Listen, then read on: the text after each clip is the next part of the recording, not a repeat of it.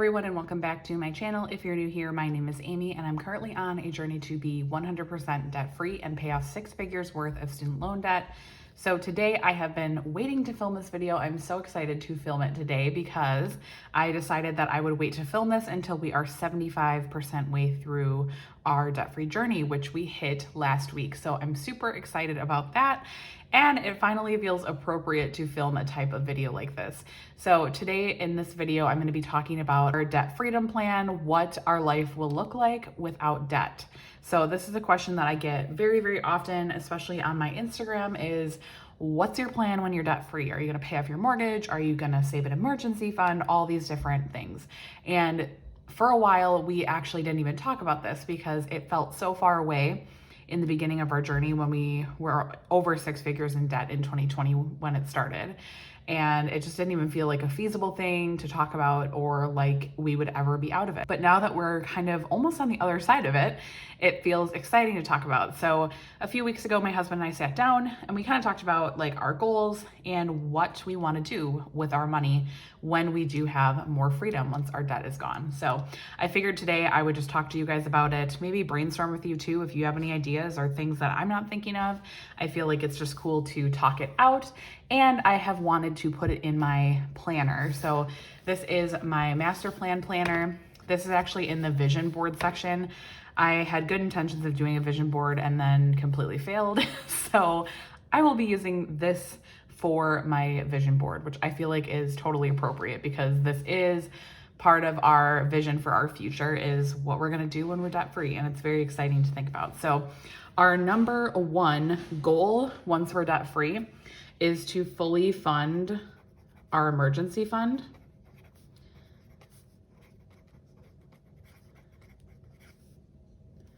So right now we have about $8,000 in our emergency fund. And in our mind, our fully funded emergency fund should be about $20,000. So if you're new to my channel, we do have 2 children, my husband and I, so we're a family of 4. We obviously, have a lot of risk as being a family of 4. We also have a high deductible health plan. We also own a home. So there's, I feel like, a lot of risk in our lives. And so I would feel more comfortable having closer to a 6-month emergency fund, which for us would be approximately $20,000. I have actually been thinking about maybe even making it 25 though.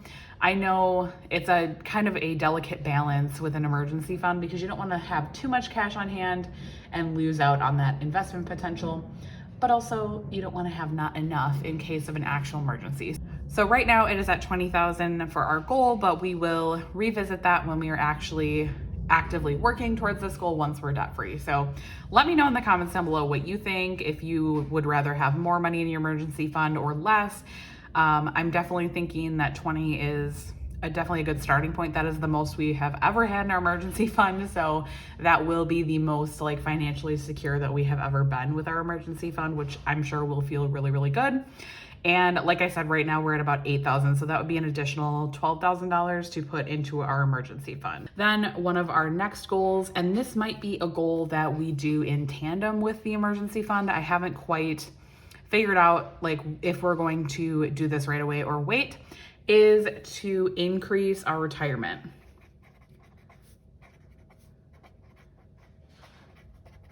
So this is definitely an important goal. My husband is 34 and I am 29. So we are, we're still young, but like my husband especially, we're getting closer to, needing to start really ramping up our retirement savings.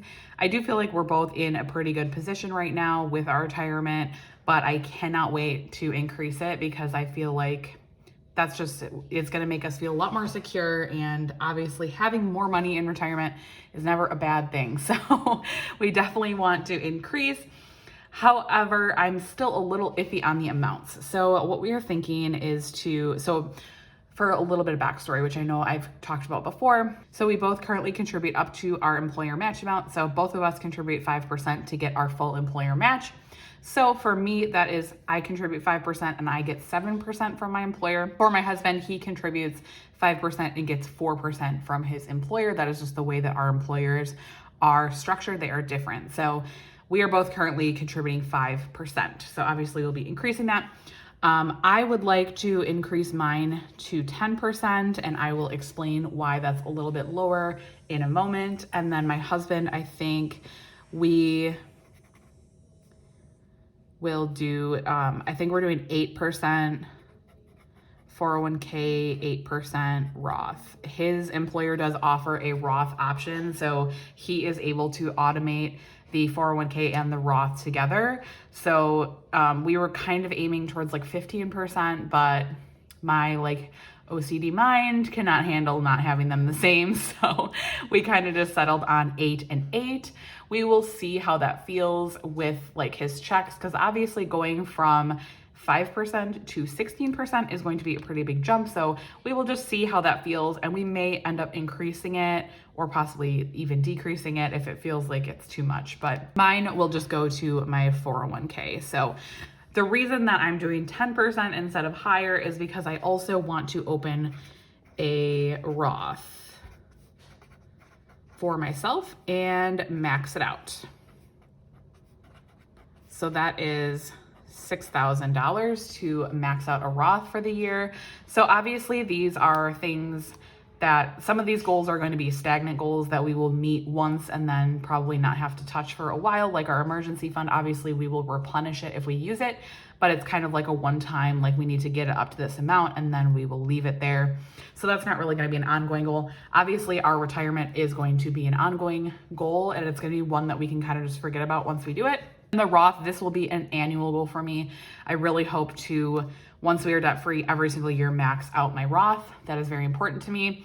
And the reason that I'm not opening a Roth for my husband outside of this is because I don't want to add too much manual work to my plate.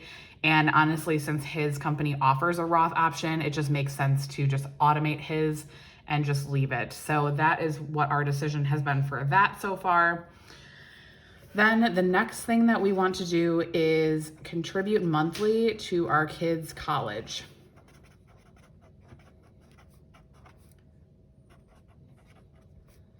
So both of my kids already have 529 plans set up in their name. My parents set those up when they were born, and they contribute on a yearly basis, just a little bit here and there for like their birthdays and Christmas, which we so appreciate. It is amazing to have money going into that account, even when we were in debt and not actively contributing to that.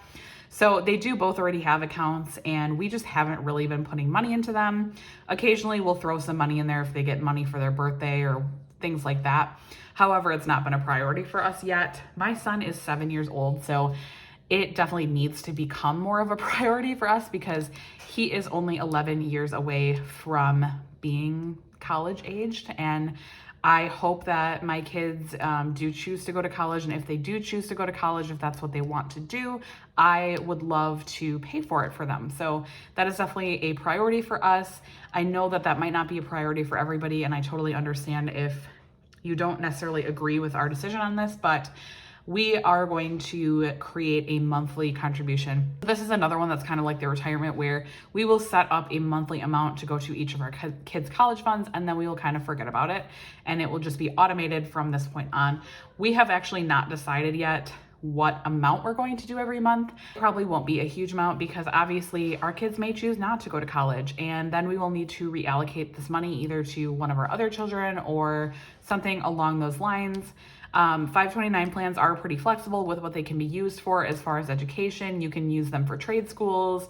You can use them for other things like that. Anything that is even remotely related to school, books, things like that. So there is a little bit of flexibility with this, but I also don't want to fund it too heavily. So we're kind of waffling back and forth on what amount we want to set for this. So this is not something that we have down yet, but another thing is we will probably do this in tandem with this while we're doing the emergency fund, just because I really want to get these two right off the ground right when we're debt free. So another thing we're kind of thinking of is like timing wise, if we want to just crush our emergency fund really quick once we're out of debt, or if we want to just immediately start with our retirement. We're kind of still talking about that. So that'll be probably a decision that we make closer to when we're debt free. So these are like what I like to call our core four for once we're debt free. These are like our big priorities. And then we do have some additional. So I'm just going to put those down here. So we would like to increase our monthly spending.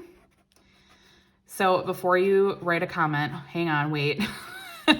I can already see it coming because I know that it's very common when you're debt free to like let your lifestyle inflate and kind of it can get out of control. That is absolutely not my intention with this. However, we have been living very restricted for the last 2 years while we've been paying off debt. And I just feel like I want a little bit of more flexibility in our budget. So this will probably only be like an additional maybe $300 a month that we're spending. But in my opinion, it is worth it. And so we will probably be increasing our MISC spending, our groceries.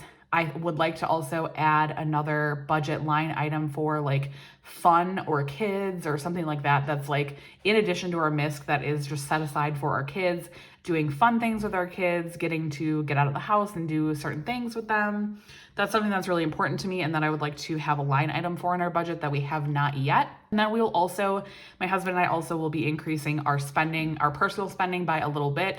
So right now we both get $50 a month and I would like to probably do like each get $100 a month, which I feel like is still very reasonable. And to be honest, I feel like we deserve it after paying off debt for the last 2 years. Very hardcore. Like, I just feel like we deserve a little bit of leniency in our budget. So be nice in the comments.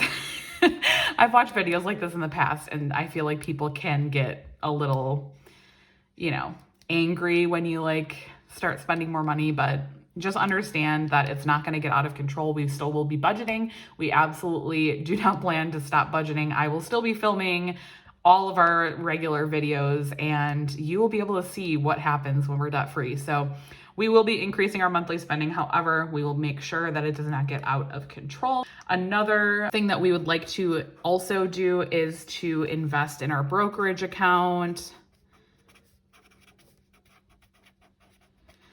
This is kind of just a goal that I feel like I might just set like a monthly goal amount, like a few $100s that we would like to put into our brokerage account. We would eventually like to retire early. And so I don't want to stash all of our money into our retirement accounts that won't be able to be accessed until closer to retirement age. So we do want to have a little bit of money in a brokerage account to be able to possibly retire early someday. So that is something that we are also considering. Haven't quite decided on that. Like I said, these 4 here are like our core goals, like the things we really want to focus on. And then these are kind of just other things that we're talking about, we're kind of looking into. And then also our house fund. So one of the most common questions I get is, are we going to pay off our mortgage early? And the answer is no. And the reason being is that we don't think that this is going to be our forever house. And I do think we will probably end up moving in the next few years. We love our house. We love our neighborhood. However, our house is pretty small. It is only a 3-bedroom, 2-bath, and it's only like 1,300 square feet. With having 2 kids and 2 adults in the house, it is getting pretty small.